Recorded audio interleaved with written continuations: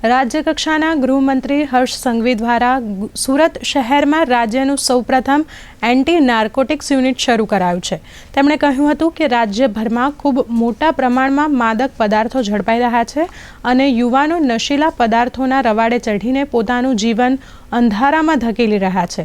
તેવા યુવાનોને કાઉન્સેલિંગ અને સારવાર આપવા માટેની ઝુંબેશ ગૃહ વિભાગે શરૂ કરી છે। તેમણે કહ્યું કે સુરત જિલ્લાના ઉધના, પાંડેસરા, લિંબાયત જેવા વિસ્તારમાંથી સૌથી વધારે ગુના નોંધાયા છે। हर्ष संघवीए कह્યું કે क्राइम ब्रांच પાંડેસરા યુનિટના લોકાર્પણ બાદ આ વિસ્તારની અંદર પોલીસ ઝડપથી કામગીરી કરી શકે તે માટેની વ્યવસ્થા કરવામાં આવી છે। આજે પાંડેસરા ખાતે શરૂ કરવામાં આવ્યું છે।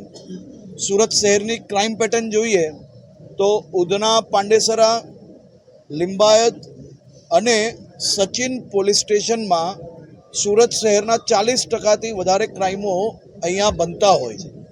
આ વિસ્તારમાં ક્રાઇમ બ્રાન્ચનું એક યુનિટ ચાલુ કરવાના કારણે ક્રાઇમ બ્રાન્ચથી અહીં સુધી પહોંચતા જે 30 મિનિટથી વધારે સમય લાગતો હતો એ સમય હવે ઘટીને 5 થી 10 મિનિટમાં બધા જ એરિયાની સુધી ક્રાઇમ બ્રાન્ચની ટીમ સીધી પહોંચી શકશે।